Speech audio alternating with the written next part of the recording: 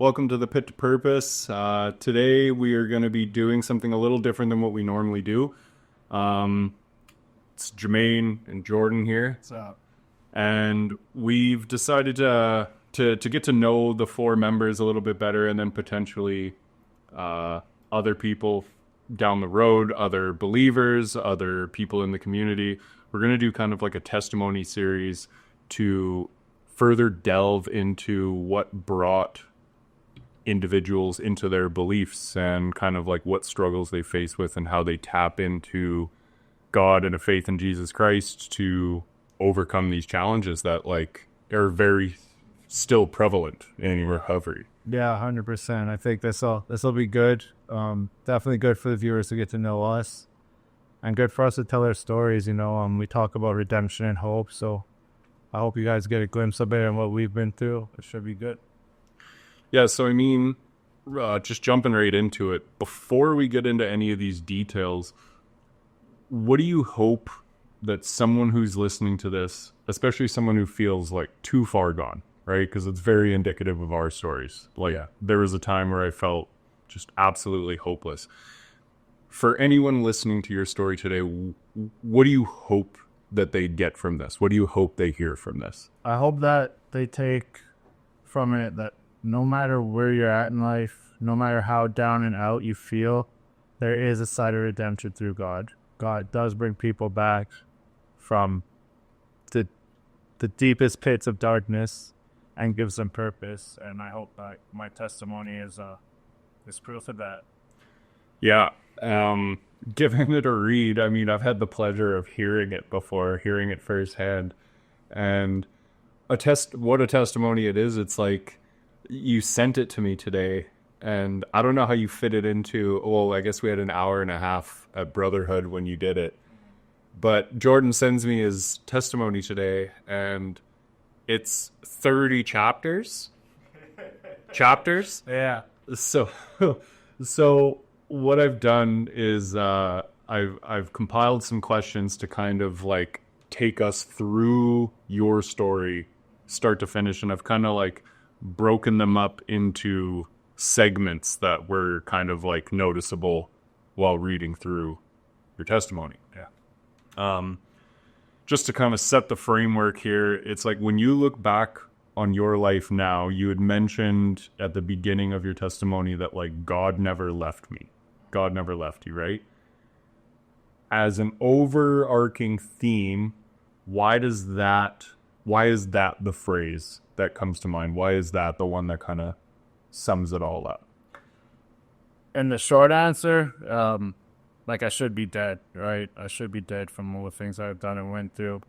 You look back at the story. You don't really realize it when you're living in it, but you look back throughout your life going through these things, and it's like, man, like how did I make it home? How did I make it out? How did I make it out of jail? How am I still living? Yeah. And there's only one answer that it can be. That's God, Jesus Christ. When you said that, how did I make it home? I just want to see if we're like synced up right now. We were walking. We had gotten into some trouble at a house party, and we were walking down in like the northwest of Calgary, and we came out of that one side street across the street from Diefenbaker. And we saw a buddy in his car across the street, and I was like, I know that guy, and we called out to him, and we got in his car and made it home after that night. And it's just like, we definitely should have been murdered or like lost our life, like not murder, wouldn't have, but like, manslaughtered or taken to jail. Like, yeah, for sure. So yeah, no, it's looking back, even though that was like long before my walk with faith, it's like it wasn't us looking out for us. Yeah. You know what I mean? It wasn't me. I wasn't in the driver's seat of anything. God, thank you, God, that I, you know what I mean? Yeah. If I had a little bit more control at that time over what was happening, I think I would have been dead or in jail for sure. Yeah, for sure. So yeah, jumping right into it, it's a little heavy, so just, there might be some trigger warnings in this, but for between like chapters 1 and 3 of your testimony there, it mentions that your earliest memory, like you as a person, your earliest memory involves trauma, pretty severe trauma at just 4 years of age, right? How do you think, and if you want to go into details about kind of what that was or whatnot, I'll leave that up to your discernment, right? But it's just like, how do you think that moment shaped the way, that you saw the world, or how you saw the world before you even had like words? Like, we can talk about it now as men. Yeah. But like as a 4-year-old boy. Yeah, I mean, it's pretty gruesome what I went through. I guess I'll start jumping into my story, and when it comes up, we'll get at it, right? So yeah, here we go. I mean, every person has a moment when they look back on their life and realize, the darkness that they've been through, the pain that they shouldn't have made it out. And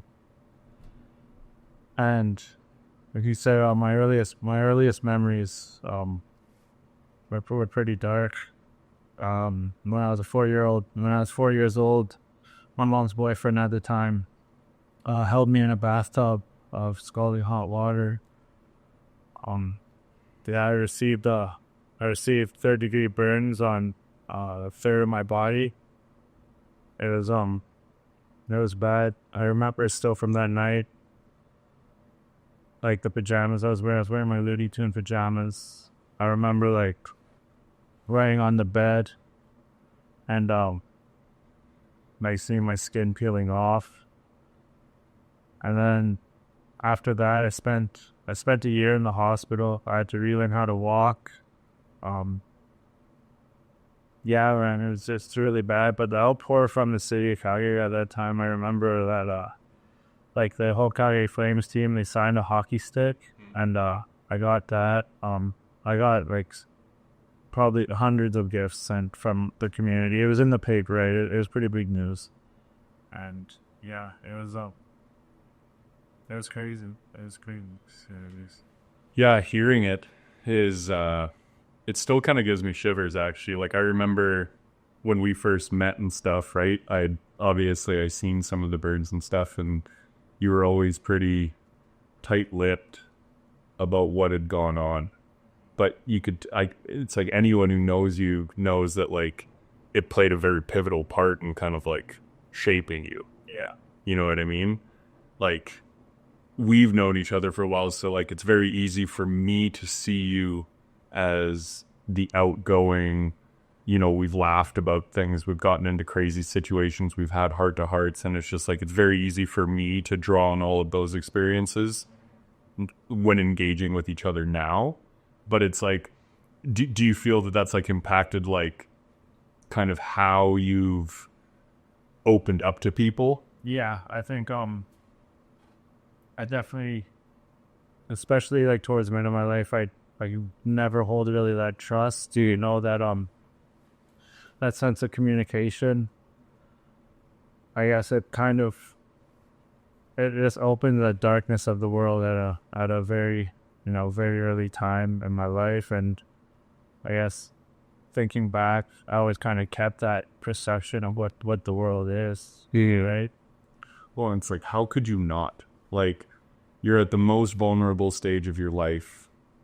Not vulnerable in the sense of like sharing emotions or what have you, but like it's like we're the human species is like, we need to be taken care of.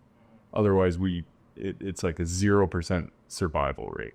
Yeah. And it's just like, we may not be cognizant of that fact at that age, but we do know that like these older beings are the ones that are like supposed to be taking care of us. Yeah. And then for that to happen, it's just like, how could it not dramatically skew your trust in the world? Yeah, for sure.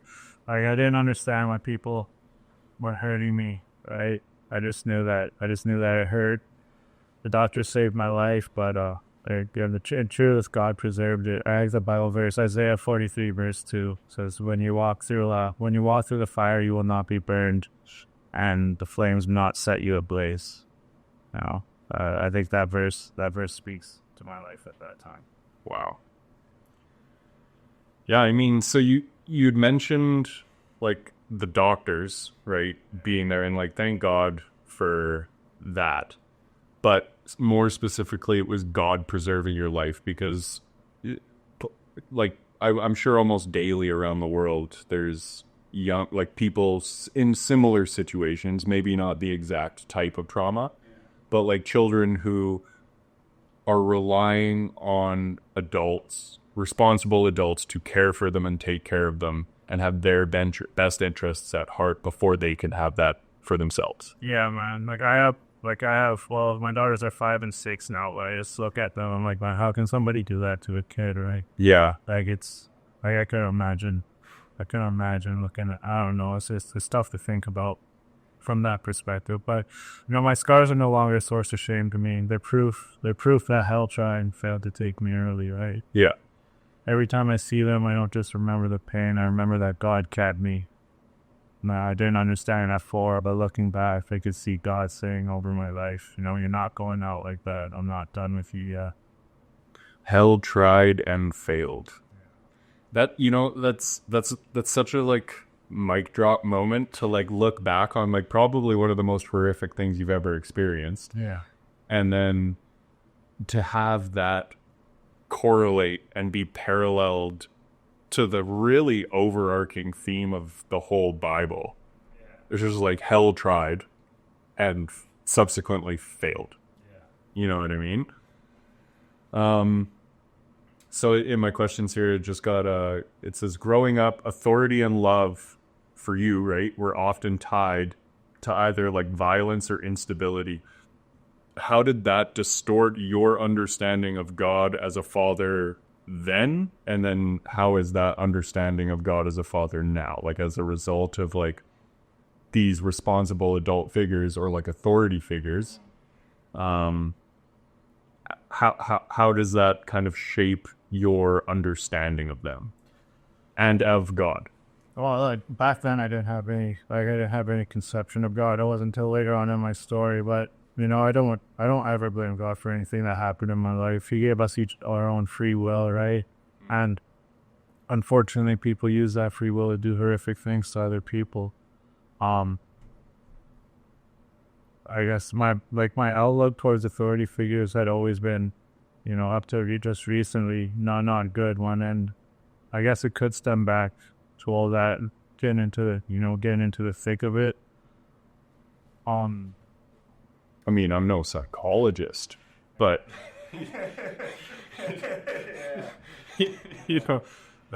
not to make light of it, but it's like, so it's like, theoretically, right, if we could sit here and put you under a microscope, which kind of we are, it probably didn't do very good when establishing a sense of like love or trust or respect for authority figures. Yeah. Like, I'm sure, like, aside from your mom and maybe even a little bit your mom at that time, but like there was a lot of distrust, and if there's no trust, how could there be like love or any of these things that are just supposed to kind of like we're supposed to inherently have at that age? Yeah, no, for sure. And my childhood didn't get much better from that, right? I grew up in a home that was marked by addiction, violence, and instability.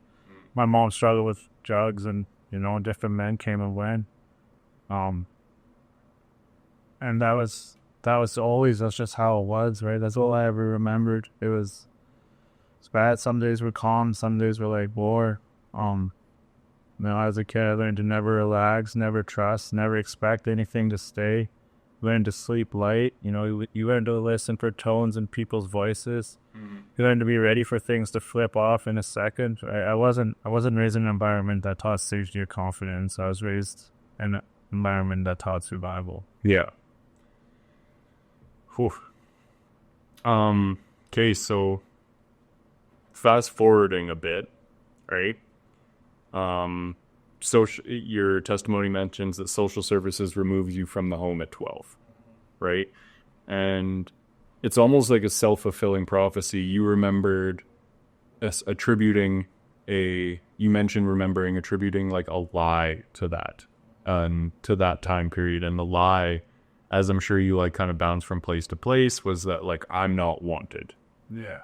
And it's like, and that is a lie, because like we're designed to have a familial relationship with God in eternity. God knew what your story was going to be. So it's just like, and all of the decisions that you would inherently make with your free will. And all of that was yet to become for you, but all of that was already understood and known when the ultimate price for our sins and iniquities were paid for. Right? So it's just like, he knew what he was getting when he made that purchase. Yeah. Had the receipt long before. So it's like, it is a lie. And I know that the way you carry yourself today is that you did know that was, now that was a lie. But how did that lie, I'm not wanted, show up in your choices as you got older? Like, kind of give me a Reader's Digest version from like that 12-year-old point to like, I don't know, before you got here. Yeah, so, yeah, 12 social services finally stepped in and removed me and my siblings from my mom's care, right? My child doesn't understand the complexity of adult addiction. They just feel the loss. So, one day that broken home is still my home, but the next day it wasn't. So you take everything that you've ever known, and just one day your whole life is uprooted and moved, right? So I felt shame, like my friends around me, why isn't this happening to them? Why from the outside at least, their lives look picture perfect. And mine, I felt embarrassed. I just wanted to be with my family. I just wanted to be with my mom. So I lived a double life. I lived a double life for a long time. Going into my foster home, my first foster home, they were good. Like, they were a very good family. I was lucky to be placed in that home. That's where I was first introduced to Christianity. They're a very Christian, God-fearing home. And I eventually, after staying there for about a year, I gave my life to Christ. But I was living two lives. So I was in the house, I was living godly, I guess, if you want to say that. But as soon as I went to school, I was out with my friends. It was like Jekyll and Hyde. Mm-hmm. So. Do you think that perhaps, right, like, because a lot of children or a lot of people in that like 12, 13, 14-year-old age range, they weren't maybe exhibiting this lifestyle. So like, do you think maybe coming from that place of not really learning how to live, but you learned how to survive, do you think like maybe in that household, it's like, oh, okay, this is what I do to be wanted by these people. This is what I do to survive here. And then like out in school and you see kids like, secular music, roughhousing kids, kind of, you know what I mean? It's like, oh, okay, this is what I do to survive in this environment. Mm-hmm. I never really thought about it like that, but it makes sense for sure. I think, like I said earlier, I learned how to survive at a young age and I guess adapt to where I am. So yeah, I definitely did what I needed to do to be accepted and for them to trust me, right? To feel wanted, I guess. And then same thing when I go out, right? I already had my group of friends established. I was already started drinking, started smoking weed, started experimenting with other drugs at an early age at 12. So I never gave up either. So I went to this foster home and I started living that life. And then I just continued on the path of darkness, which would, go on for many years to come. And ultimately, I think I may have mentioned this in a previous episode, but like, when I got back to the center here, and you were here and me and you started chopping it up again and we're talking and you were bringing me around like the Brotherhood of Christ meeting, Bible study, church, what have you, right? And I'm like investigating like, is this for me and whatnot? Honestly, like, I'm kind of ashamed to say this, but I was like, not really, because here we are doing this now. So like, it's all part of the story and I can kind of see the fruits of it coming to fruition. But it's like my initial thought when I first met you, and it's like, man, I know this guy, or I knew this guy. So it's just like, I came to like the first time we played Catan, and I'm seeing all the boys and everyone's having like Christian undertones in the chat while we play not video games, sorry, board games. And I'm like, I'm looking at you though, because I know you. I don't know these other guys quite as well. And I'm like, man, if this is a mask that you're wearing, it's going to crack. And I was like, it's either you're the best actor I've ever seen or it's entirely exhausting. So it's like for the first couple weeks, I was like, I want to, like, you know, he's going to end up smacking somebody. It's like, thank God that didn't happen, because then, like, you know, probably like a different brand of that skepticism of people that like I developed. My own survival technique is to, like, you know, get a read on people and like play the tape forward and see and like kind of be ahead of the curve there. Yeah. So it's like, thank God that wasn't the case, because then like I would have been proved right. You know what I mean? And then like none of what we're involved in today would be coming to fruition. Yeah. So it's like I could see that, and it's just like, thank you that, you know, you're for real. And it's just like that this testimony is true, right? Yeah. Yeah, for sure. So like after being moved into foster home, something definitely hit me hard. I didn't know how to process grief, trauma, and abandonment. You know, nobody ever really sat me down and said, this is how you deal with pain. So I think that's, at that point, I'm sitting between 12 and 15, and that's when things started really to pick up and accelerate, and accumulated, I guess, in the summer of grade 10, I ran away from my foster home to go back to my mom's, and I was staying there. And throughout that summer, you know, well, me and my friends, you know, we went on a tear. We ended up doing a couple armed robberies, and it all came to a head. With me ending up in jail for the first time in CYOC. Mm-hmm. I think I was in there for 6 months, and then I get released, and then that's kind of but I come back. I'm away from that foster home now, so, you know, Christianity is no longer a part of my life, and I'm just all in. You know, from there it's all in, and it really starts to pick up. It's crazy that we like grew up listening to the music we listened to, hearing the stories of all like this glorification of a chaotic lifestyle. And then to hear like you're like 14, 15, 16 at this time, and then just to hear like, I'm all in. Like we're not even fully formed. Yeah. Like we're not even cognizant human beings yet. We're still babies. And then to make that to make that like concession that like, oh, I'm 10 toes down, like like I'm pedal to the metal, I'm in this. Oh, that's wild, man. Like, you look at kids these days, like I look at kids the age that I was, and I think of some of the stuff I'm doing. I'm like, man, this is wild, dude. Like, I cannot believe that I was doing the shit that I was doing at that age. It's crazy. Yeah. Like, oh yeah, no, it's freaky, man. I with my ex, we moved out to a small town, so like obviously like bunch of farming kids and whatnot, and like they all grew up with guns and stuff, but like I'm just looking at the freedom. Like, these kids got cars by their time they're 15. They got rifles. They're growing up with like ATVs and stuff, and I'm like, if I would have had access to this stuff at that age, it would have been, and in a small town, like I would have either been the king of the town and like ruled by fear, or I'd be rotting away in some jail cell or buried in some farmer's field. yeah. You know what I mean? Yeah, for sure, man. So yeah, that's when addiction really started to pick up, right? Addiction doesn't walk into your life and induce itself as a monster. It walks in like a friend, you know, a comfort, a way to escape. So I discovered early that alcohol, you know, and weed could kind of quiet the storm in me. The pain softened, you know, the memories blurred. And for someone who was carrying trauma with no tools to process it, you know, substances kind of looked like mercy, you know. And just... So describe that transition.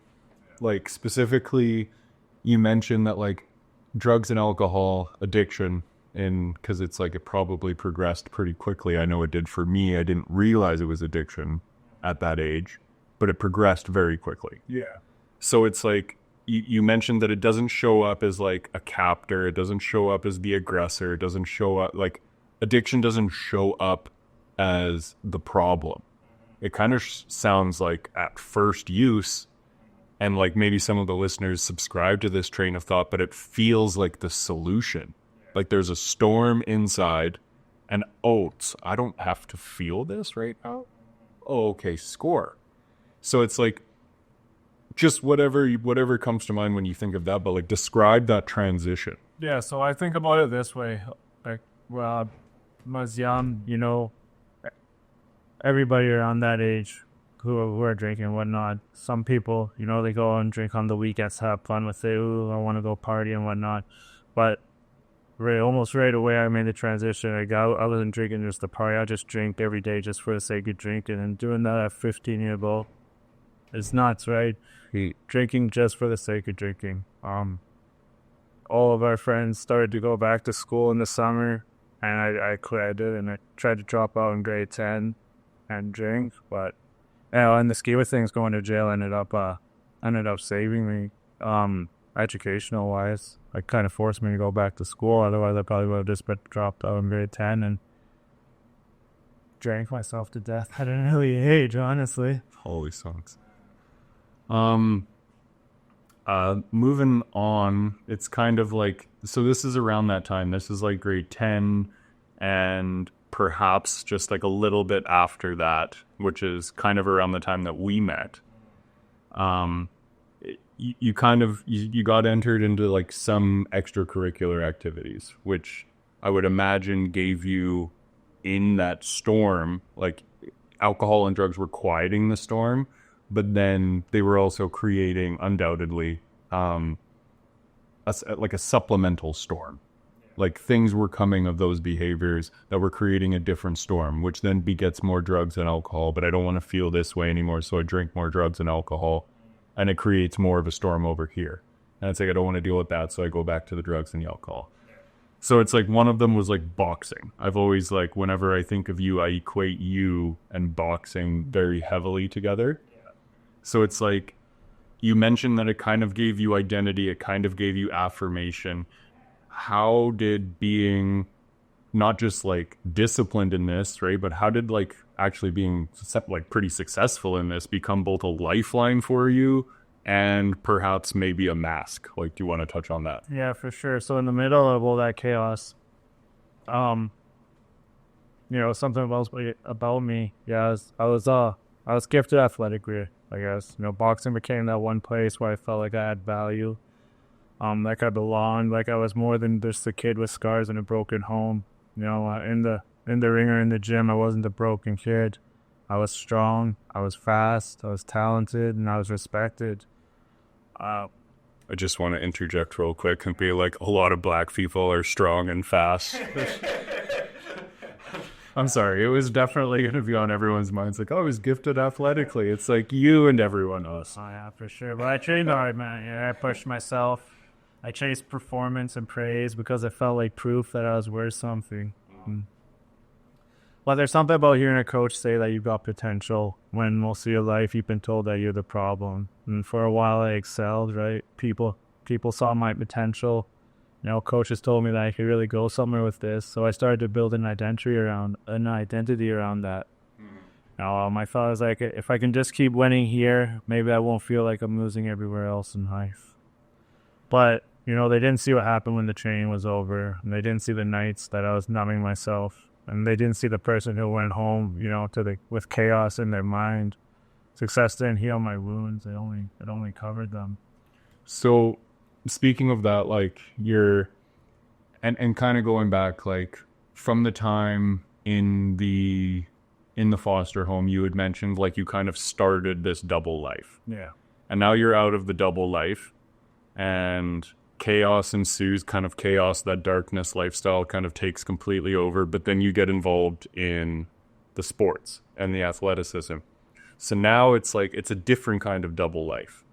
You have the discipline, you have the duty and obligation to both yourself and your coach and your team, but then you still have this lifestyle waiting for you on the outside. Yeah. So there's this sense of duality. So it's like, and I know from my own experience, I'm fooling the world, right? Like, I'm not letting my business and pleasure bleed into each other.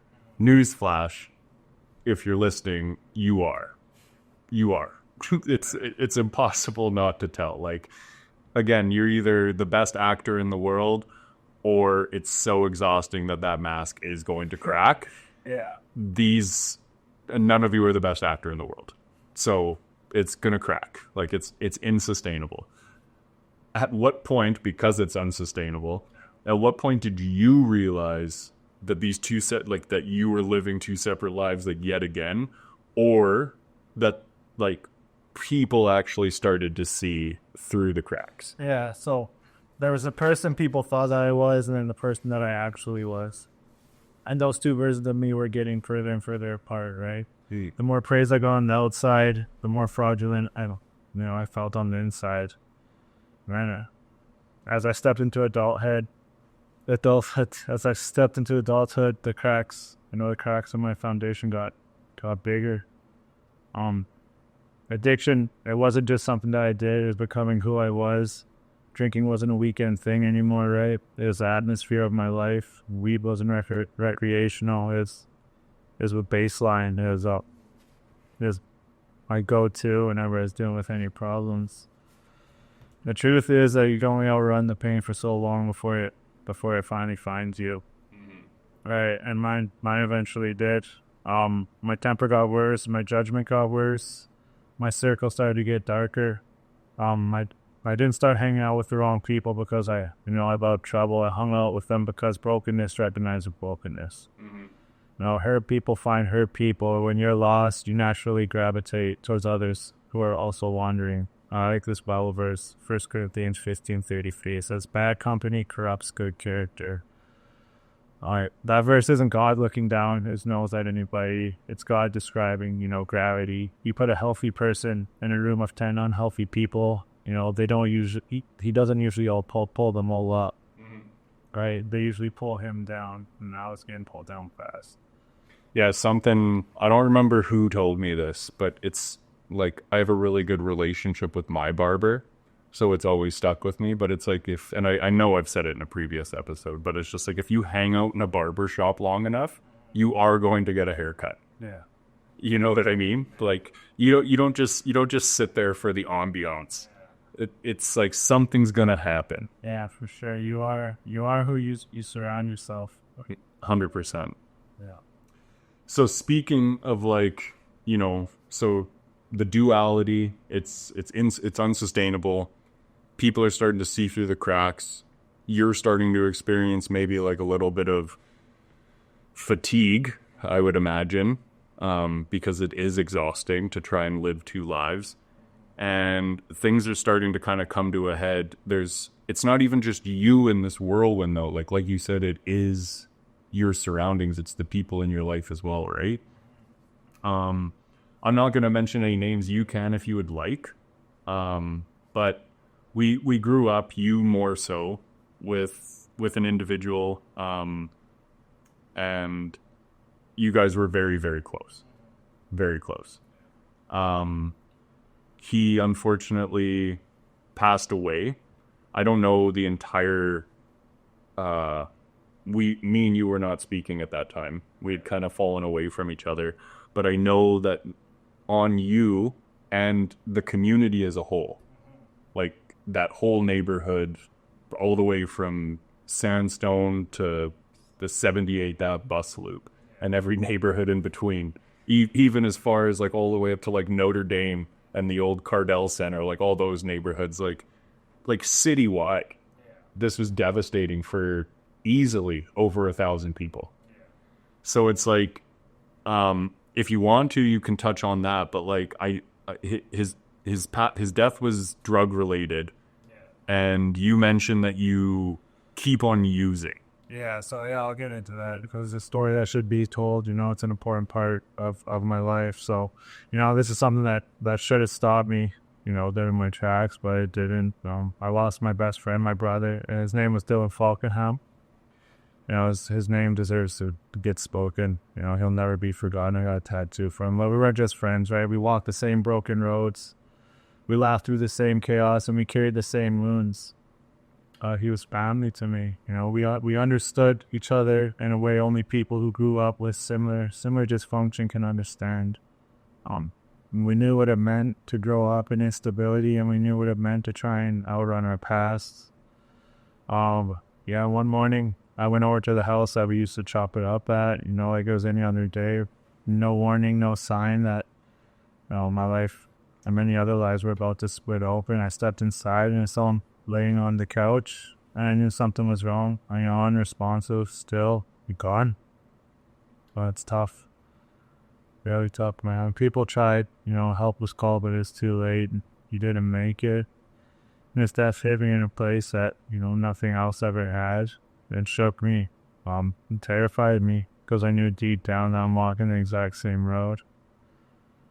Proverbs 2, verse 9, it says, tune your ears to wisdom, then you will understand what is right, just, and fair, and you will find the right way to go. Now, in that moment, wisdom was trying to scream at me, but, here's the truth. I didn't quit after Dylan died. I did sober up. I didn't turn my life around. I numbed it, I ran from it, and I buried that grief the only way I knew how, and that was with more addiction. The pain haunted me. Not because I didn't love him, but because addiction had such a grip on me that even death right in front of my face couldn't snap me out of it. I remember thinking I'll slow down and I'll be smarter, I'll control it better, but I didn't. I just pushed the pain down deeper. I turned the volume up on my Noe. Dylan deserved a friend who could have heard the warning, but I was way too lost. Still, God saw that moment and he marked it. What didn't change me instantly became a seed that would crack open later. Mm-hmm. Yeah. That's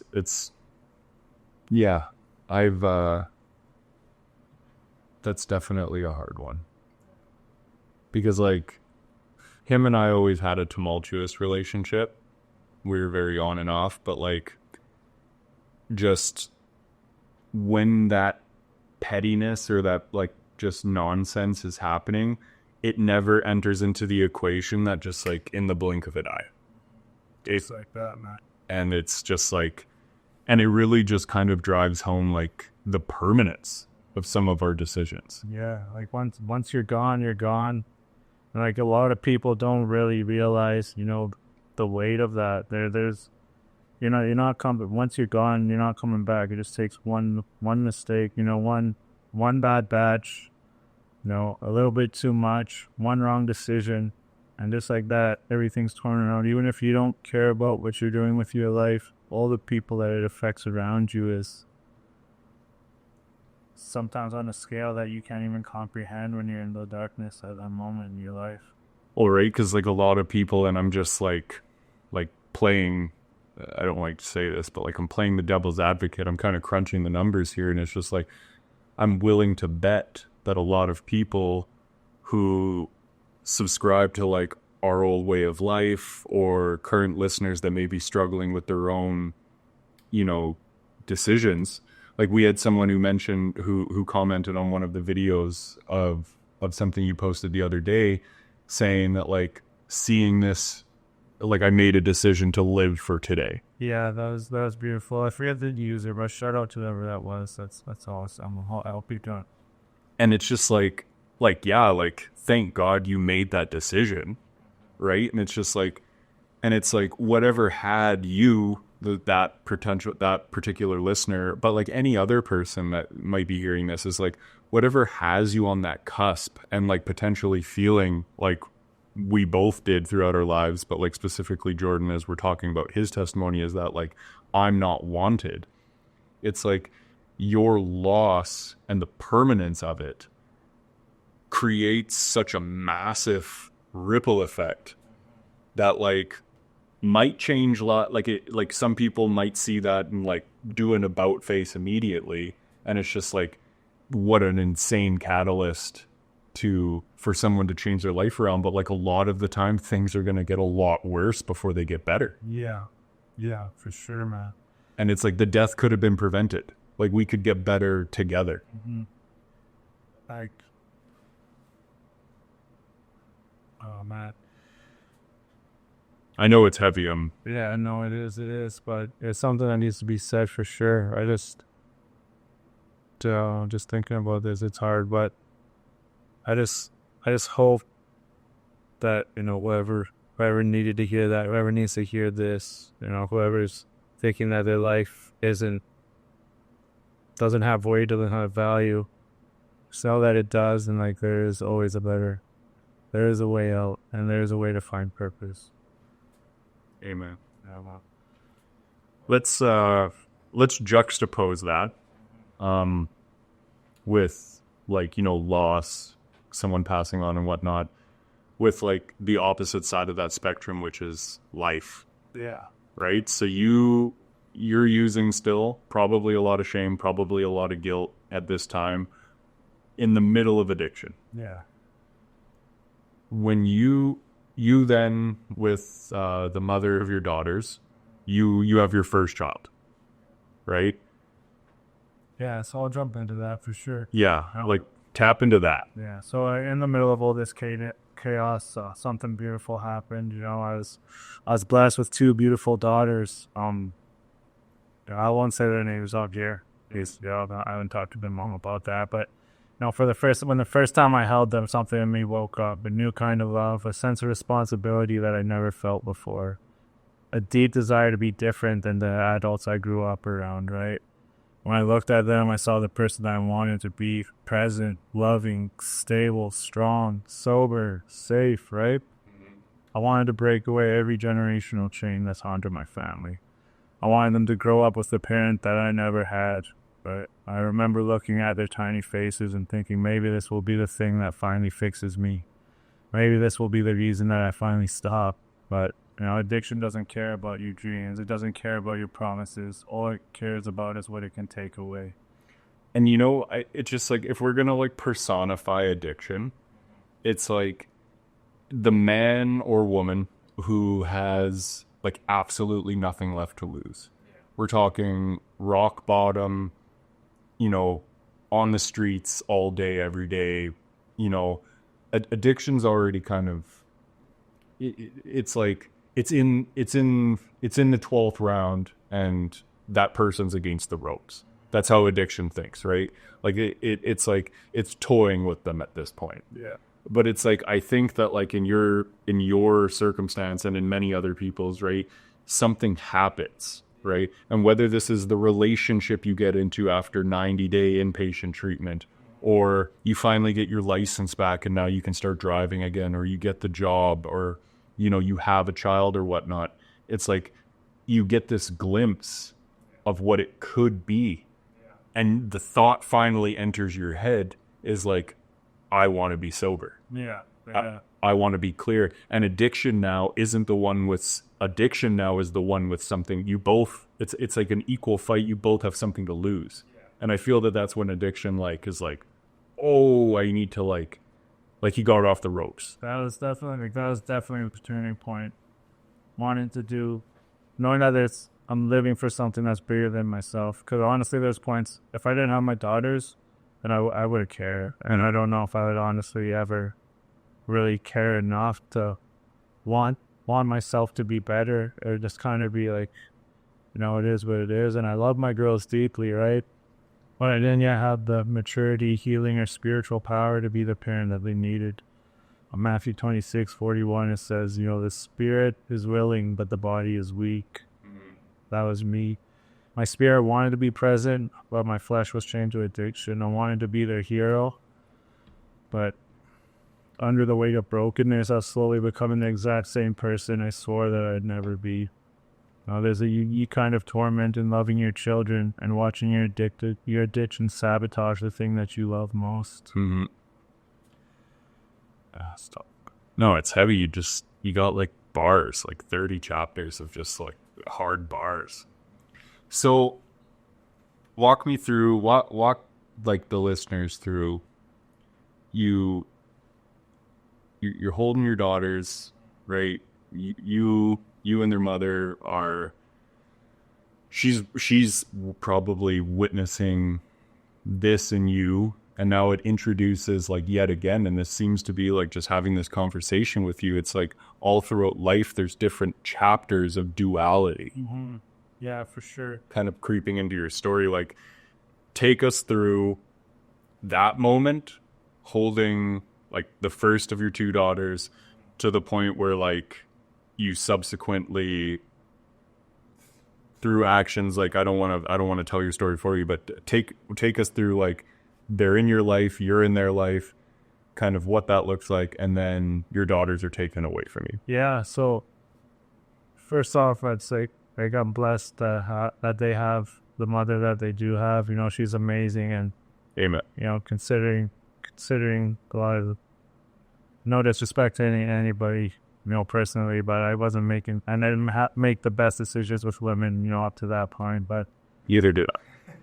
you know, I was blessed that she ended up being their mother. So, you know, and it's honestly just the accumulation of my drinking.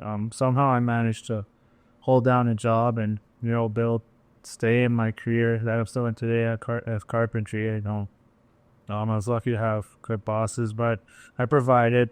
But it doesn't matter if you're providing, right? If I'm coming home drunk every day, and it just got to the point where it escalated. You know, I had many opportunities to make the decision between my family and alcohol, but you know, subsequently I didn't make the decision, you know, at the right time. And looking back at it, it's probably for the best, right? I had a beautiful family, but I don't think that's what it was meant to be.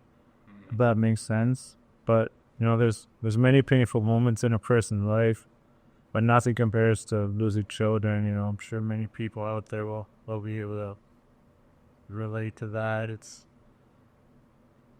Yeah, I've just had, for me, just being in the room with you, and like I'm sure like people, please feel free to like chime in with their own experiences, and like if we can pray for you, or just like, I don't know, it, even if it feels cathartic just to like type it out and know that it's not going to fall on deaf ears and like someone's actually going to read and engage with it, please feel free. But it's like, I've never like held a child of my own, but like I've like been with women, like I've had plenty of like you said, like not the best taste in women and not the good relationships, but there's like two particular relationships that come to mind where like these, like I loved these women, right? And like I thought, and like I know that there was seasons where like they genuinely loved me, and like that's irrefutable, that's not up for debate. Like there was genuine love there, and like I had children, like I had gotten these women pregnant, and both of them had decided to not go forward with carrying the child. And it's like, at the time, it's like, oh, we're not ready. Yeah. Or anything, right? And all valid. But like looking back, it's like, it's like I've always wanted to be a father, because again, maybe I had this like delusion in my head, like, oh, this is going to be what fixes me. Yeah. Right? And that is delusional, by the way. Like, well, no, it is. Like, I need to I can't sugarcoat everything. They passed me my drink, sorry. Oh, yeah. You're doing too, eh? Oh, yeah, doubling down. But, so yeah, I just want to say, like anyone that may be listening, it's like the new dog, the plant, the having a baby, you know, the girl, it's like none of that is going to fix you. These are all like worldly things. Yeah. But anyways, to get back on track, it was like I felt, and like looking back, I still kind of feel it's like it wasn't like we weren't ready. Yeah. I had jobs, we had houses. Yeah. it would have been fine. Yeah. But it's like they were probably looking at the creature I was, and they're like, I can't have a kid with this guy. Shit. Like this is gonna crash and burn for sure. Yeah. I didn't lose my daughters because I didn't love them. I lost them because my addiction created chaos, instability, and danger. To be quite frank, eventually the thing I feared most became reality. Every parental instinct in me screamed to fight harder, to get it together, to fix it, but my addiction had a chain around my neck. I didn't know how to break it. Night after night, I'd lay awake with the weight of my failures, felt like it was crushing my chest. I wasn't angry at God. I wasn't angry at anybody else. I was just angry at myself. Which then manifests, and it seems to the people around you, you are angry at them. Yeah, pretty much. You know what I mean? In Psalm 73, verse 21, it says, my heart was grieved and I was vexed in my mind. Losing my daughters didn't just hurt me, but it hollowed me out. Yeah. Stop. So it's like, that may be a lot of people's rock bottoms. And it's like in your testimony, like in the written version that I read, it's like it mentioned for you, like you had mentioned that like your rock bottom wasn't necessarily like dramatic. Like there wasn't some like car crash or what have you, right? And you mentioned it being like quiet and empty. I want to challenge that thought for a second. It's like maybe it didn't seem dramatic because of like you mentioned like it was chaos and violence and danger for an extended period of time. Yeah. Like perhaps like when you realized, oh, I'm in rock bottom, it had been those things for so long that the realization was just kind of like the cherry on top. Yeah, for sure. Right? Sometimes it's just a quiet moment where you realize there's nothing left for you to hide behind, honestly. For me, rock bottom was simple. There's no home, no stability, no more career, no purpose, no family, no hope, no direction, and no identity. Just an exhausted, broken person staring at the ceiling, wondering how I could come this far. So I know I know where I was, and I that exact feeling that you just described, just that utter sense of like baseless demoralization and hopelessness. Yeah. Is what it's hopelessness. I have no hope for my future on this earth. Yeah. So it's like I'm sure other people can get behind that train of thought, but like how do you describe now kind of like is there something freeing in that truly recognize that? Like there's been times where it's just like, oh, I drank too much last night. That's not a realization. That's not an epiphany. That's like a glimmer of maybe he's not mentally retarded. You know what I mean? Like oh, he's still got a few gears turning. But it's just like when you come to that like utter sense and like you admit to and like in the 12-step programs, it's like admitted to your higher power that there has to be something out there that can save you. It's like, and not to like discredit other recovery models, but just like you come to this realization that like I am utterly hopeless. And we eventually find out that the only thing, right, that can redeem us is that like that price has already been paid. Yeah. We just have to show up with the gift receipt and be like, I'm here to cash it. Yeah. Right? So is there something freeing about that? Like when you finally realize and you're at the pivot, you're at the turning point. I think there is for sure, man. Like when you find, like you mean like when you finally hit as low as you can go. Mm-hmm. Yeah, I think there is something freeing, and that there's, this is all or nothing.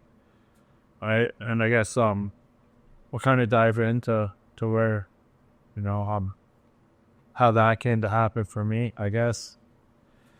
Let's see where we're at. Yeah, so I would imagine it kind of came about. I don't think you had this epiphany while robbing the bank. So let's just kind of like we'll get into that for sure. Let's get into it. So you're super honest. Previous episode talking about like when you shared this at Brotherhood, you're very honest about robbing a bank. Yeah. So I'll get into that a bit. Kind of tell the story. What needs to be told. As one of the darkest seasons of my life. My job was gone. My house was gone. My relationships was gone. I made the worst decision of my life up to that point. I attempted to rob a bank. I wasn't thinking like the person I am today. I wasn't sober. I wasn't rational. I was drowning in addiction and blinded by fear and driven by desperation. I demanded 10 grand because of money could fix the problem with my soul, but it couldn't. I didn't get the money, shameless plug. But even in the middle of it, something inside me knew that I just crossed the line that I can't uncross, and it's honestly should be something I'm laughing about. Sin will always promise a shortcut, but it'll never tell you the cost. There's this paraphrase in Proverbs that I like: sin will take you farther than you wanted to go, keep you longer than you wanted to stay, and cost you more than you wanted to pay. And that's exactly what happened next. That moment, I didn't just break the law. That moment, I broke the illusion that I was just partying or just coping. This was crime born out of addiction and out of fear. I wasn't arrested immediately. Fear took over, shame took over, and addiction took over. And instead of facing what I'd done, I ran, and I spent months on the run. I was living like a ghost. Looking over my shoulder. Anxiety eating me up. I drifted place to place, further from reality, further from myself, and eventually I ended up in Tent City in Kelowna. Just a whole province away. Which isn't a pretty place, I was homeless, exhausted, broken, hungry. Nothing but the clothes on my back and the addictions that were killing me. But Tent City wasn't just a physical place, it was a reflection of my soul at the time, chaotic, cold, and hopeless. Surrounded by people fighting the same demons, each of us trying to survive one more day.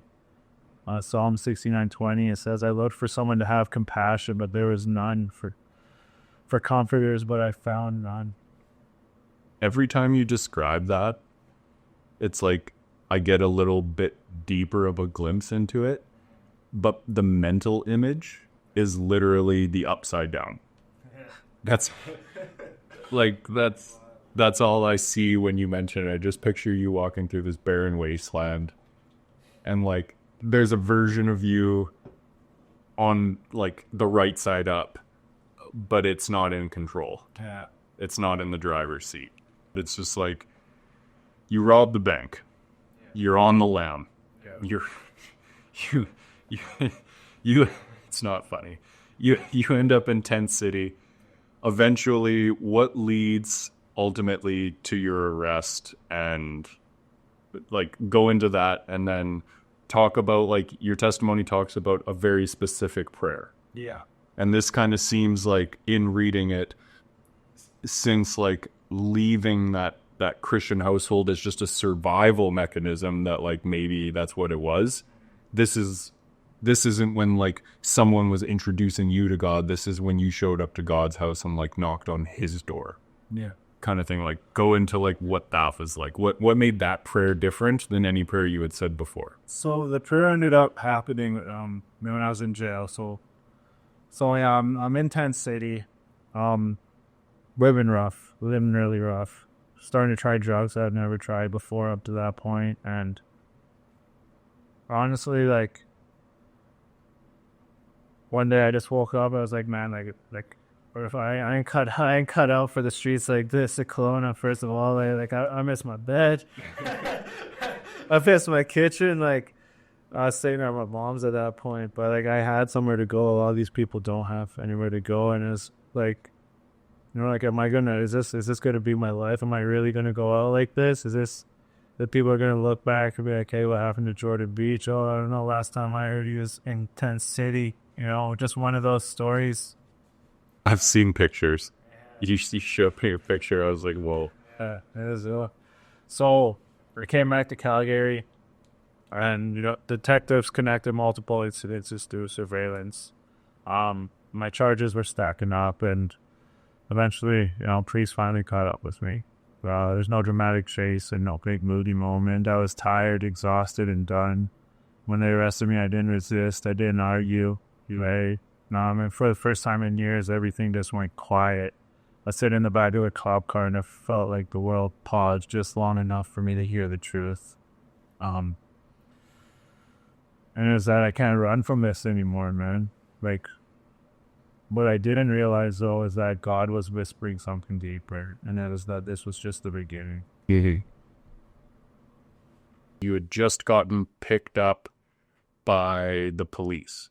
You didn't do no fighting back. You didn't do no resisting. Wow. You realized that the jig was up. And it was like, you had mentioned that it was the first time you, like that feeling, like that fight or flight feeling kind of dissipated. It just felt quiet. Was what you used. Yeah, for sure. I finally felt like, I was done running from my past, done running from my demons. I just had enough, right? I finally felt that peace, like I could finally Breathe. Yeah, everything just kind of stopped. Yeah.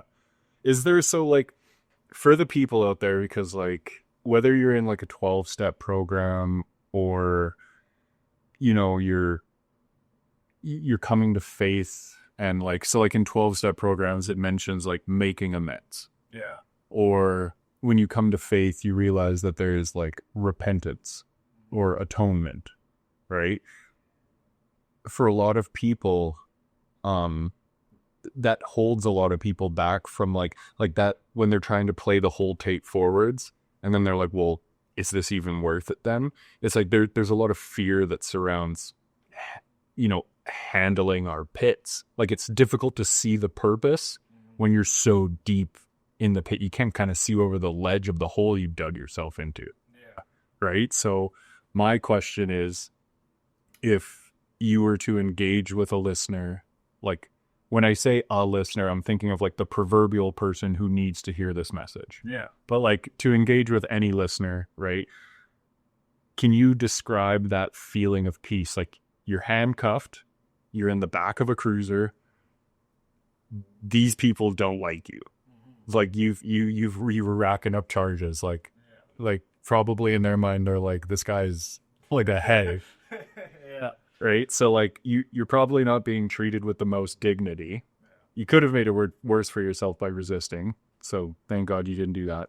But like, can you explain to the potential listener who might be scared of facing legal repercussions, making that amends to a family member or someone, how the feeling that you said it felt kind of like freedom, despite being told like you're under arrest, you're actually losing freedom. This is the first time in like months or like a year. Yeah, like since I felt peace, the first time in years. At this point, I was on the run for months. But like jail cells have a way of stripping a person bare. There's no distractions, no excuses, and no masks. In a quiet cell, it just all really hits at once. I wasn't the person I wanted to be. I wasn't the parent I wanted to be. I didn't have the soul that I wanted at that point in my life. In the first time in years, I did have a chance to numb the truth. Yeah, I felt it. I felt every mistake. I felt every wound. I felt every moment of running. Every consequence was finally catching up. Psalm 46:10 says, "Be still and know that I am God." In jail, you don't have a choice but to be still. I had to be still. And then that was, the first time in years, I prayed, like I really prayed. It wasn't a polished prayer or anything. It wasn't a get me out of this prayer. It was a broken one. It was more like, God, like, if you're still there, please just give me another chance. And in that silence, something hit me. It kind of surprised me. I didn't feel abandoned. I didn't feel ignored. I felt like held. Mm-hmm. Like, not everything was restored, obviously, but I felt held, as if God was saying, I've been waiting for you to stop running. So I think that prayer sitting in jail was the first crack of light, breaking through years of darkness. It didn't change everything. It did change everything overnight, but I think that was when the door finally opened.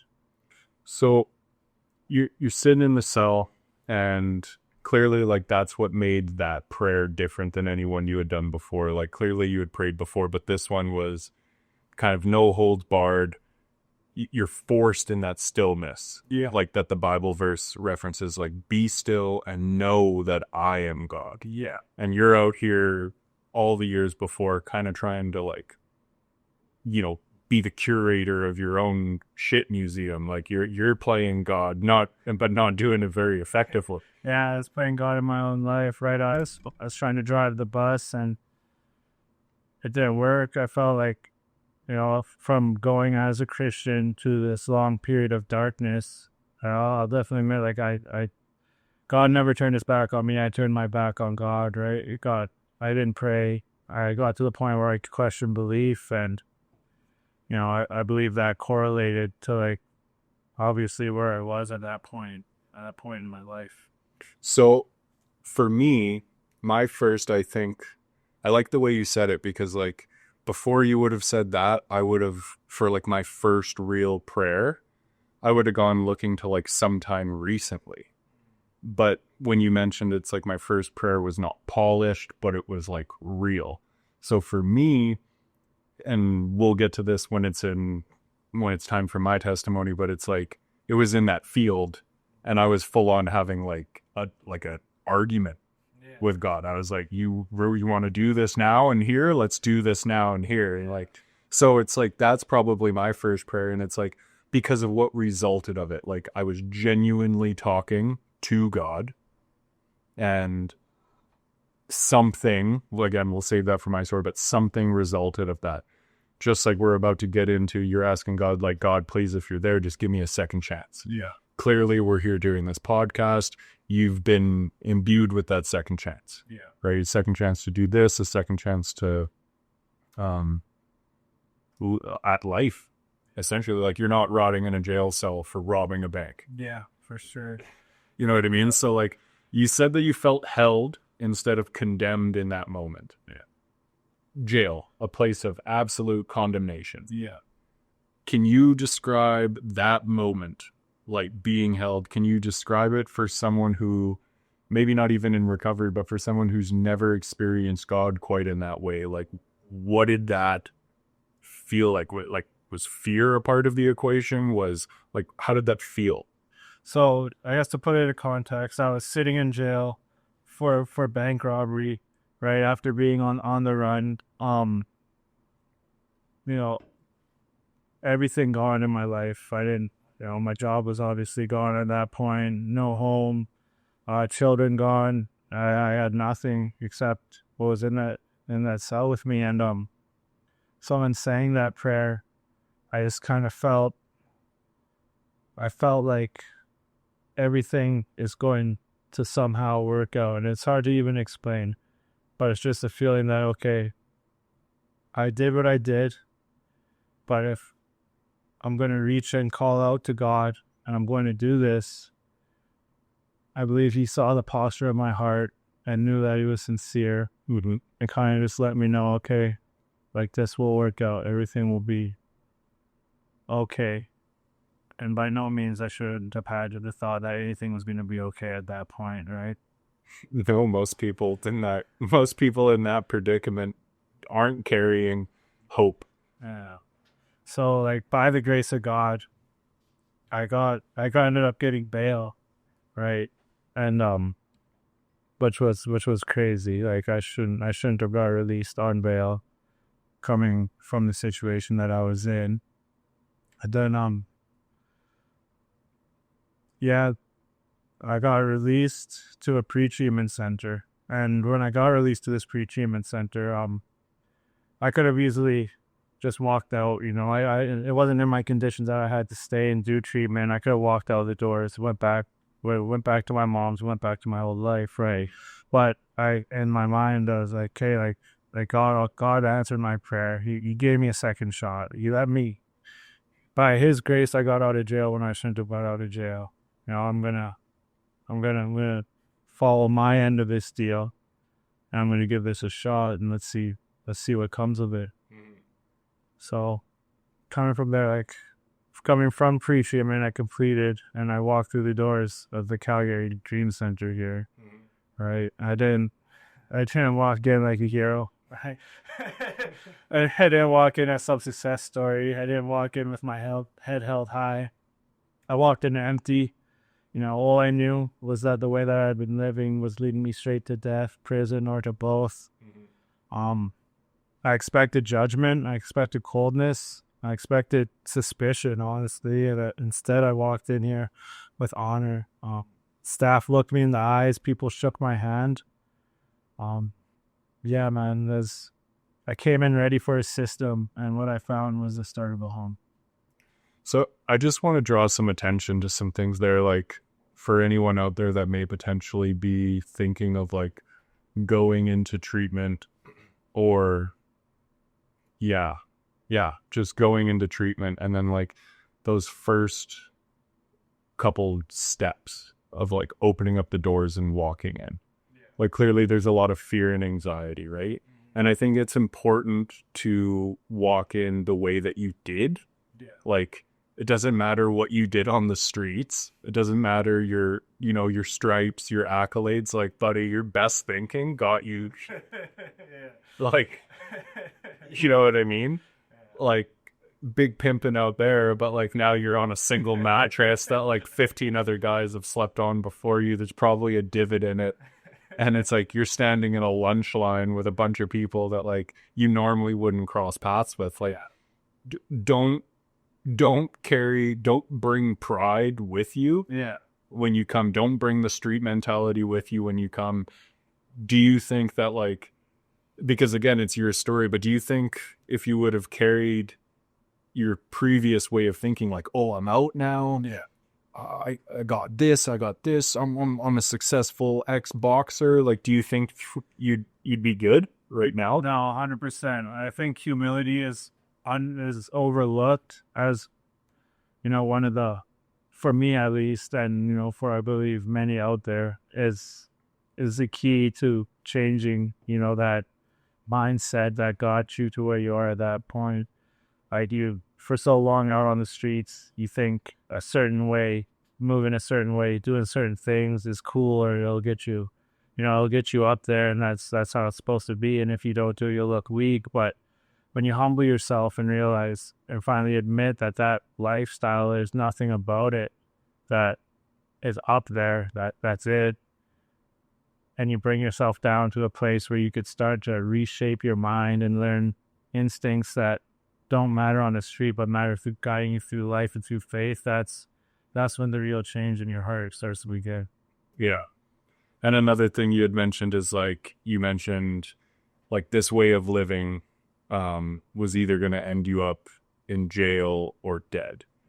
And the 12-step literature says it very well. It's something that I've always kind of subscribed to, is there's like 3 potential pathways, and it's like jails, institutions, and death. So we just got finished speaking about jail, and for whatever reason, God entered into your life. You're like, give me a second chance. He gives you a second chance and places you in an institution. So it's just like, for those of you keeping track, that's like 2 out of 3. That's 66.66% of like those things.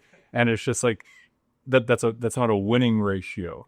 That's a losing ratio. Like, ideally, we wouldn't be in an institution. Ideally, we wouldn't have experienced jail. So it's like the only way now that we get to like make that statistic positive is if we don't end up in either of those 2 again.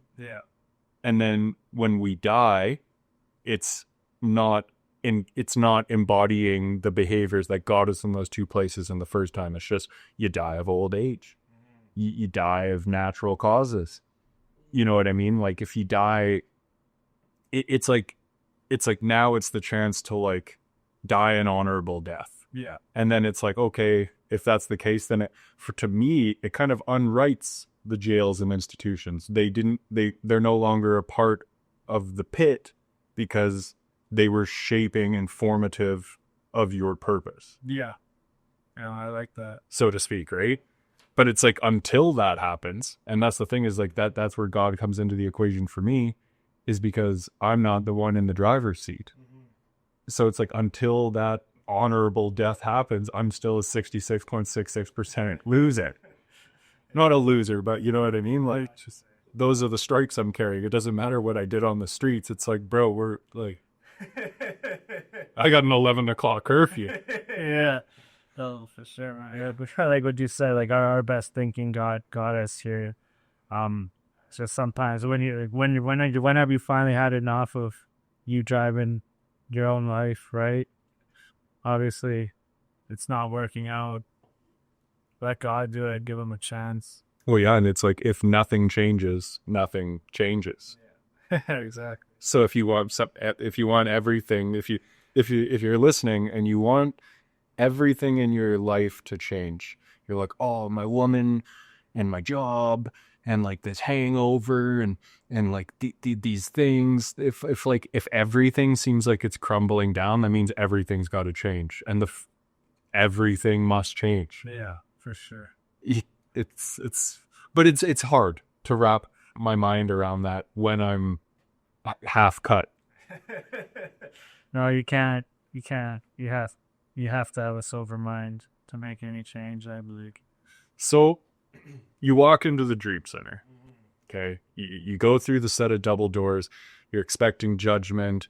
You're expecting kind of like maybe like a militarized, like quite frankly, I was surprised there was no metal detectors when we got here. Yeah. I'm like, whoa. Yeah. Right. But instead you received respect. Staff met you at eye level. I'm sure there was dudes who walked up to you and was like, hey, how's it going? Introduce themselves. Yeah. The word you used was honor. Yeah. Why was that? Like, let's call it, because I know you sit up in the front. It's about like 2-3 hours while they get you like intaked, right? Why was that A, so disarming for you? And then B, what led to being transformative? Yeah. So, obviously walking in, I didn't know really what to expect coming from jail, that kind of life. I thought like, like you said, walked in with metal detectors. I felt like locked down in your room, right? These guys are going to suspect me of all that, but it wasn't like that. It's nothing but love. And then staying, throughout my time staying here, for the first time, I wasn't walking alone, right? I met people with scars like mine, people that burned their lives down. People who had sat in cells like me, but they were fighting, and not just to stay sober, but to become different, right? They didn't judge me. They didn't pity me. They didn't treat me like a hopeless case. They treated me like family. They pushed me. They challenged me. They called me out and they called me up. They reminded me constantly, you're not who you were, but you are who God is making you to be. Proverbs 27:17 says, as iron sharpens iron, so one person sharpens another. And for the first time, I was living that verse. Every meeting, every prayer, every late night conversation, every honest confession, every time we had to pick someone up after they stumbled. There's a brotherhood here started to heal parts of me I didn't even realize were wounded. I began to realize something. The isolation that protected me as a kid was starting to kill me as an adult. So, I think that's where the transition really started in the healing. Healing really started to begin. I really like that Bible verse from Proverbs there. The iron sharpens iron, and as so or as such, person sharpens another person. It to hood translate that. That's like from the Wu-Tang Clan when he's like, I got your back, but you're best to watch your front, because it's the brothers who front that be pulling stunts. It's just like when you get around like a Christ-centered community, and it's like that's the common denominator. And it's like you said it too, that like how does that sharpening happen? How does the iron sharpen the iron? How do I sharpen you or you sharpen me? And it's that calling someone out and that calling them up, like being like, I see what your potential is current, like right now you're living up to it. Great job. Keep that up. Or it's like, hey man, you're not quite living up to your potential. I've noticed these things. Yeah. Da da da da da. So it's like, so how did brotherhood, like that word's used a lot in this building. Specifically, I feel that we've kind of, like you and Derek and Cody and Joe and a few other guys, I don't even know who the original founding people of that meeting is, but it's like brotherhood's used a lot in the Calgary Dream Center. Why? Because it's a men's treatment facility with aftercare properties tied into the establishment. The meeting that I'm speaking about and how I feel that that term of brotherhood has been elevated instead of just like seeing people in the hallway and being like, what's up, brother? You know what I mean? It's like, it's been elevated because you guys started a meeting called the Brotherhood of Christ. So now it's taking that brother and it's like, we're no longer just brothers because we went through battle. We're no longer brothers because we share scars. It's like now we're brothers because it's like there's a solution beyond just like 12-step programs. Yeah. There's a solution with something with actual, that holds actual power, not some God of my own understanding that's like Lucy makes it their Shih Tzu and Tom makes it the doorknob leading into the room. And then some other guy is like, oh, my higher power is G-O-D, a group of drunks. And it's like, no. Like we have a Christ-centered community here. That's what that meeting is about. It's called the Brotherhood of Christ meeting. It's actually at the Calgary Dream Center on Wednesday evenings at 6:30. Yeah. You're one of the people who helped get that rolling. I don't know if you're one of the founding people or whatnot, but if you want to talk on that and maybe touch on how has that helped heal parts of you and bring about sobriety that like that just like how's that help heal parts of you that just like putting down the bottle couldn't? Yeah, for sure. So yeah, it was me and three other guys who founded the Brotherhood of Christ meeting. You know, God put it in each of our hearts individually. It's kind of a crazy story. So like I was sitting in Proverbs, this class that we take during treatment here at the Calgary Dream Center. It's the best class. And it just kind of, God just put it on my heart while I was sitting in class, and I came out. I told my other brother about it, Eric, he's no longer here. And so we brought it to Derek and Shingy, and then they already talked about something like this. So just like confirmation from a different number of different people. And we felt like, you know, we needed to have a meeting that was Christ-based. Because for me, I believe that's the true way to sobriety, the true cure, right? Not, no offense to meetings, but not having to give my life to these meetings every week for the rest of my life, right? So we started small here in the church of the Calgary Dream Center. Weekly, people giving their testimonies and just talking about what God's done to us in our lives and made changes. And it's grown slowly, but it's growing, and it's just, I don't know, it's beautiful. I believe that everywhere should have a meeting of this type, right? I believe that this should be an option for everybody. It'd be cool for anybody who wants to come check it out to see what it is, but you know, and that's kind of just how it came to be. In your testimony there, you mentioned a couple times there's like undertones of mentioning that like healing wasn't instant, and just like akin to the meeting that you guys started, it's like it's growing, but it's growing slowly. So it's like that instant gratification, that like wanting to manipulate the plan, right? I know that I'm really bad for that. I was literally texting you about that last night. Like what is the effing plan, Matt? You know what I mean? So it's like, what did staying the course look like on the days when, you know, little bits of your past came back to haunt about you? Yeah, for sure. Are there cravings? Were there cravings? what does that look like now that you're in like a Christ-centered fellowship? And yeah, Yeah, so let's go. So in order for anything to start, right, I had to learn like who I actually was, right? Addiction didn't just steal my life; it stole my identity. I didn't know who Jordan was. I only knew the broken version, the angry version, the numbed version. But here at the Dream Center, God began to rebuild me from the inside out, right? I learned how to sit with emotions I used to run from. I learned how to listen instead of shut down, how to ask for help, how to pray, how to forgive others, how to accept forgiveness myself, and how to take responsibility without hating myself. And probably the greatest lesson I learned was that God never left me during all that darkness, right? I was the one who abandoned myself. Healing wasn't instant. Some days were brutal. Some days the cravings were loud. Some days shame tried to choke me. There were whispers in my head, you haven't really changed. You're still that person. This won't last. You don't deserve a new life, but God's word spoke louder. In Jeremiah 29:11, it says, "For I know the plans I have for you," says the Lord. "They are plans for good and not for disaster, to give you a future and a hope."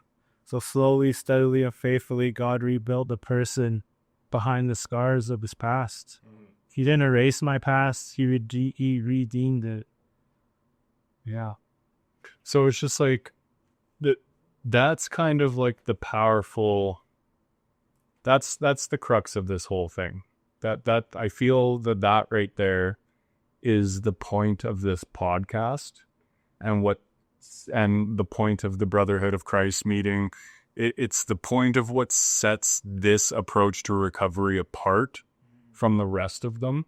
It's like, because like some rhetoric that I hear in other avenues of recovery is once an addict, always an addict. And it's like, okay, so it's like once a liar, always a liar. And then you hear these people and it's like, well, I'm a selfish, self-seeking, dishonest, POS. And like, it's like, there's a lot of self-deprecating talk. Yeah. That kind of is like self-labeling. And then it becomes like a self-fulfilling prophecy. Yeah, man. For me personally, that's why I kind of distance myself from that. Like, that's not what we are. We're children of God, right? They were bought at a price. Yeah, exactly. Jesus didn't give himself up on the cross for us to call ourselves liars and call ourselves addicts, right? That's not what he paid the price for. We are redeemed and we are a new creation in Jesus Christ.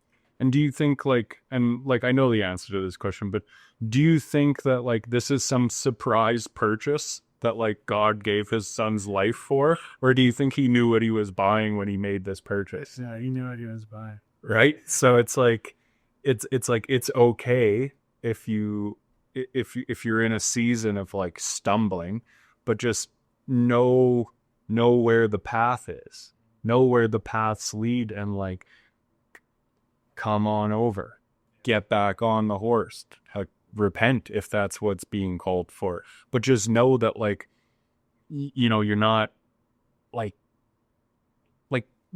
you said, like no one's too far gone. Yeah. Right? Like if you're out chopping heads off and whatnot, I mean, I got like, I don't know. I have some struggles, and like maybe in previous episodes, you guys can tune into my thoughts about this. I struggle with like sin and whatnot and how they're looked at, because it's just like, quite frankly, I think if, you're cutting people's heads off, it's a lot worse than, calling somebody out their name, right? Yeah.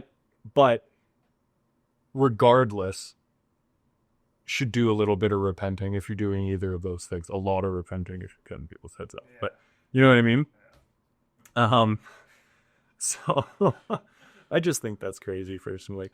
But it's like, how, so now you're here for a little while. Yeah. And I wouldn't say there's parallels to this place in prison, because really some people might be like, oh, this place is like a jail. Yeah. It's not. It's not. They have no idea. If they actually think that, then they haven't done time. It Yeah. isn't, right? So you're here, of all places. Technically don't have to be, right? But you're choosing to stay here still, right? You've completed the program. Doing that parallel look, right? You're sitting in a jail cell.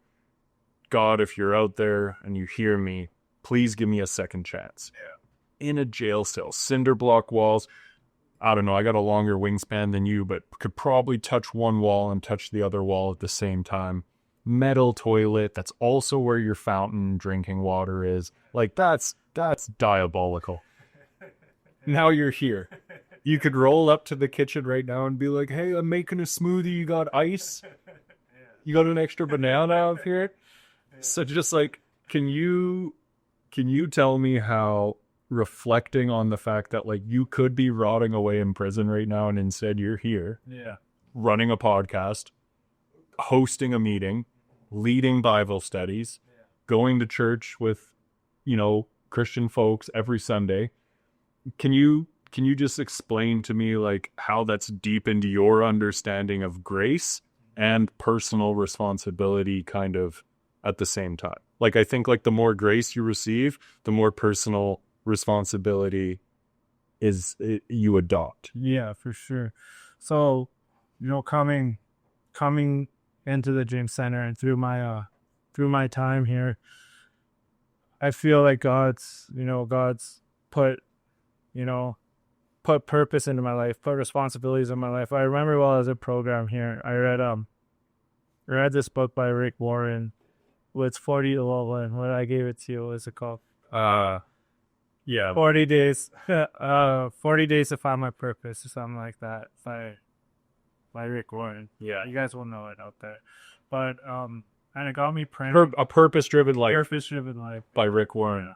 And it got me praying and really seeking like what is my purpose now that I'm at this point in my life. Like, mind you, I still at this point I still had it in the back of my mind like I'm going to prison, right? Like all these charges are still looming over my head. I'll get into that next, but like, hey God, what is my purpose?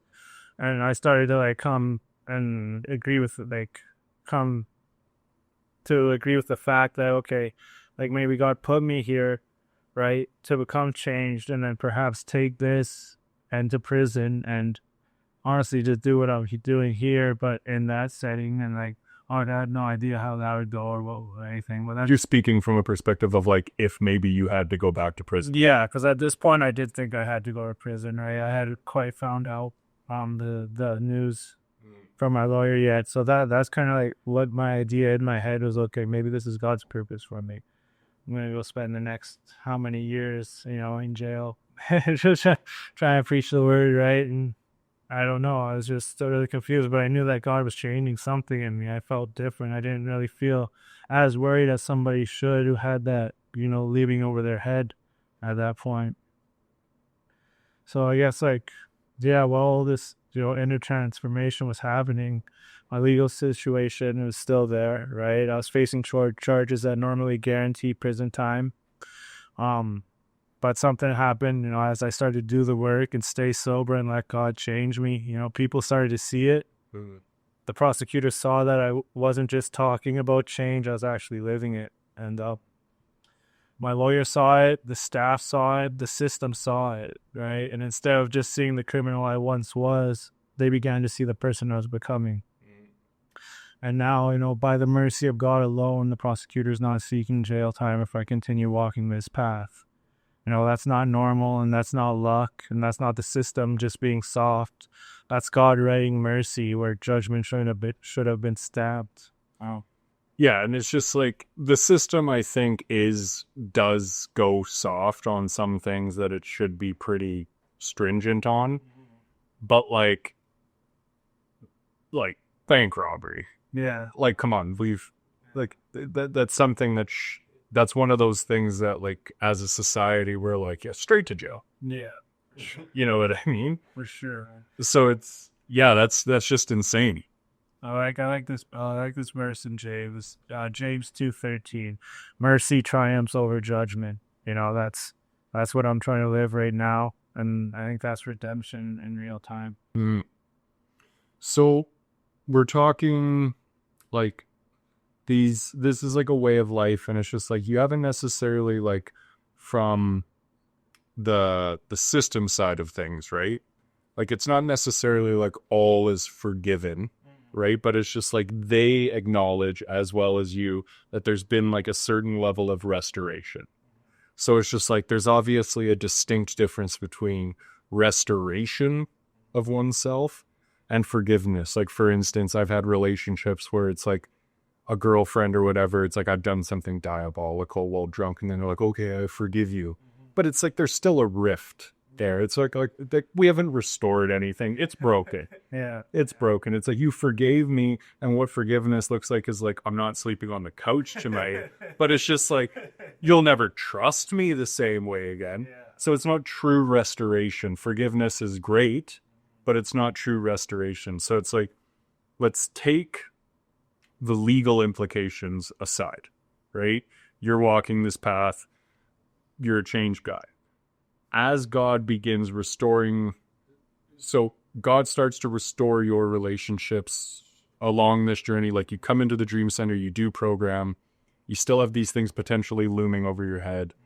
Fast forward, you're here. Where in that time period did God start restoring your relationship with your daughters? Because I know going into prison, that was a big part. Yeah, for sure. So as God rebuilt me, he started rebuilding, things that I thought could be gone forever. And that one of those was the relationship with my daughters. For years, I believed the lie that, I ruined it for good. They'll always be the addict, absent parent. That they'll only remember me by failure. But God doesn't just forgive, he restores, right? And as I changed, and as I stayed sober, as I walked in integrity, and as I did what I said that I would do, doors started to open. Yeah. Conversations happened, apologies were made, and trust little by little began to grow and come back. I began stepping back into their lives, not as a person I used to be, but as a parent that they deserve. I don't take that lightly. Every moment I get with them now is a gift that I once threw away, and I guard it with everything I have. Joel 2:25 says, I will give you back what was lost to the swarming locusts. And God's doing that with my daughters, one phone call at a time, one visit at a time, one hug at a time, one memory at a time. No, I know I can't erase the past, but I could build a better future for my daughters, and that's what I'm doing right now. 100%. And I think one day, like I had the pleasure of being with you guys on Christmas, right? And seeing how you engage with them and seeing how they engage around you. And it's just like, it was just heartwarming. It was like normal family business. It just kind of seemed like a normal Christmas Day family, right? Yeah. And then you were like, oh, girls, you got to get your stuff together. Like, mom's coming to pick you up. And I'm like, oh, like, what's going to go down? Right? And it's like, because like, I only know what I've heard and, what I've seen before. And then it was just like, she came, she picked up the girls listened to you about what to leave behind at your mom's place and what to take with them. Yeah. And, you were like, oh, well, you don't know what you're opening up at mommy's place yet. And they listened. The one of them, this is like only their second or third time meeting me. They gave me a hug on the way out and just melted my heart. And then I seen the mother of your children and she's just like, oh, hey, nice to see you. And I'm like, this is like healthy life. Yeah, it's crazy, man. I've come a long way. Like I'm super close with my daughters, and I'm just, I'm so grateful to have that. I'm just so grateful to have them in my in my life still. Yeah. Kind of helps that their mother has their head on their shoulders too. Yeah, it definitely really helps. It really helps that we get along, and that she's still like, has that door open for me and her to even communicate. I did some pretty bad things in the past, right? So. And it's like other streams of recovery would be like, carry that with you. That's your identity. And it's just like, how do I ever make a strive to get forward if yeah, like I did some pretty bad things, but it's just like, if I'm going to embody that as my persona, Yeah. it's like, well, I might as well just be chopping heads off. Yeah, exactly. And that's the what's the thing I'm looking for? That's the extreme that I go to. It's just like, because to me that's probably like the most crazy thing you could do. Just stop it. That's stop it. You could. Yeah. So, speaking no, we won't segue off of that. I'm just gonna hard pivot. No segue, hard pivot. So your testimony talks about spiritual warfare and purpose, right? Yeah. First of all, does spiritual warfare exist? Yeah, 100%, man. So Can you dive into what that is, or what that looks like for you? yeah, okay, right into it, right? Like, I know the enemy would love nothing more than to drag me back into chains, but I'm not the same person that I was. Now I fight back. I pray. I open my Bible. I speak scripture out over my life. I protect my mind and my eyes. I'm careful who I let speak into me, and I surround myself with people who sharpen me. The old person I was ran from battles. The person that I am now can run toward them with God. Not because I'm strong, but because God is strong in me. Right? 2 Corinthians 10:4. The weapons of our warfare are not carnal, but mighty in God for pulling down strongholds. I know what strongholds feel like. I used to live inside of them. But now, by God's power, I help tear them down. In my life and in other people's lives too, I'm not just sober, but I'm in a fight. By this time, I'm on the right side. Mm-hmm. So you mentioned the stronghold there. Yeah. And it's like there's a song that I listen to. I forget the name of it, but it like has a clip at the beginning of it, and the clip is from like a speech of some politician, and he's like, if we give the devil a foothold, then it's not long before he gets a stronghold. Yeah. And if the devil gets a stronghold, and then the video like chops out and then the music starts, right? Yeah. So it's like, to someone out there listening right now, or to anyone whose path this audio or this video might cross, right?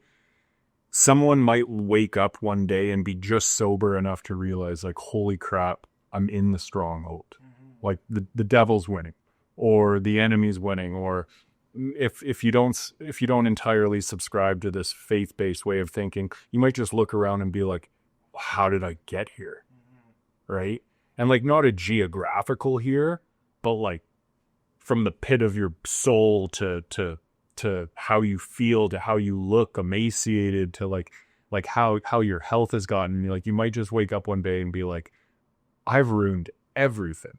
How the heck did I get here? Right? So to someone coming from that perspective of listening from someone who, is shortly thereafter there, currently there, knows someone there, right?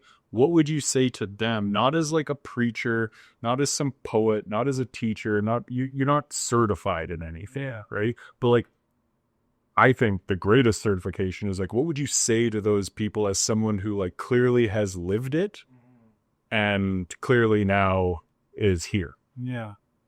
So what I'd say, to anybody who's in the pits, who's in the darkness, if God can take a burned 4-year-old kid in scalding water, a 12-year-old ripped from their home by foster care, a teenager drowning in addiction, a young man who lost his kids, a homeless addict living in Tent City, a person who robbed a bank and ended up in a jail cell and turning them into a leader, a parent, a servant, a brother, a sister, and a person of purpose and testimony, then God could do it for anybody who's willing to surrender and take the next step. Psalm 107:2 says, let the redeemed of the Lord tell their story. And that's what I'm trying to do. And I think that's what we're doing here at Pit to Purpose, week after week. This isn't just something that I'm part of. It's something that I truly believe in. And my testimony isn't just for me. It's for the next person who thinks it's too late. The next person who needs proof that God still drags people out of the pits, graveyards, and jail cells and calls them his children. Today I stand here redeemed as a man in God. I should be in prison right now, but I'm not. Not because I'm innocent, not because the charges are done, but because God looked at my story, decided that mercy was better than judgment. I believe that's supernatural factor, man. Like, that's the mercy of God rewriting the purpose of the ending of somebody's life. When I prayed to God that I can't do this anymore, he didn't just listen, he answered. And he answered big. He didn't just pull me out of the fire, he made sure the fire would never consume me again. Yeah. Speaking of that, I think I have one more question prepared here. And I think it's like kind of it's a heavy way to end, but I think it's important to kind of end where we started at and like really bring the story around full circle, right? And going off of what you just said, segueing off of like that the fire would never consume you. So it's just like for the listener, right? And be introspective, take a minute if you need to like really think about how you want to go about this. But it's like when you think about that 4-year-old boy in the bathtub,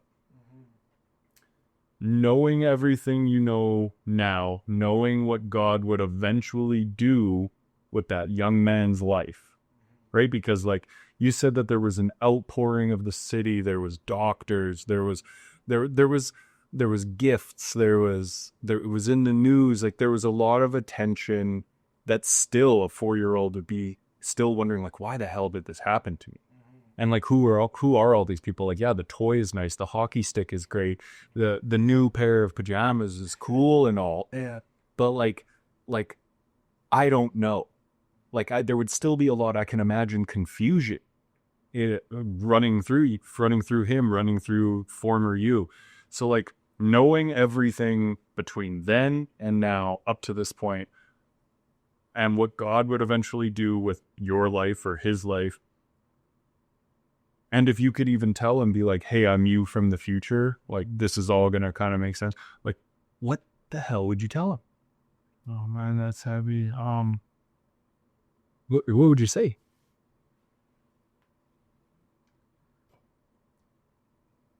I'd say that it's not going to be easy. It's going to be hard. You're going to want to give up. But it's all going to end up okay. It's going to be all right. God's watching over you. You're going to make it. I think that's all I really could say. Mm-hmm. Yeah. Would you tell him you're you? Would you tell him you're him? Or would you just be like, look, you don't know me. I'd say, look, you don't know me, but trust me. Yeah. All right. I don't know how I'd take it at that time considering what happened, but I believe that, those words would be ingrained in me and I'd have that sense of relief when the time came. Because, like, man, I think about, like, nothing as traumatic as that. Not even remotely close in the entirety of my life. 100%. But I look back at certain times in my childhood and, like, there's times where I'm like, man, I would just go back and hug that version of me. But then there's also times where I would go back and I'd beat the ever-living life out of me. Yeah. Like, just course correction. You know what I mean? But that's probably in the later years, when probably in those earlier years, a hug and a, hey, man, everything's going to work out. Yeah. Maybe that would have, been the course correction. Yeah, for sure. But, yeah, man, I guess I'll just end off, saying like, God never left me, even when I didn't want him, even when I couldn't feel him, even when I ran from him, even when I hated myself, and even when I destroyed everything good. He never left, and that's the underlying tone to my testimony. Psalm 23:6 says, surely your goodness and unfailing love will pursue me all the days of my life. Now goodness and mercy chased me down, right? And now I walk in purpose, I walk in community, I walk in freedom, and I walk in grace. I'm not who I once was. I'm a child of God. I'm restored. I'm redeemed. I'm living proof that Jesus still saves. And I believe this testimony, this is just the beginning of my story. Beautiful.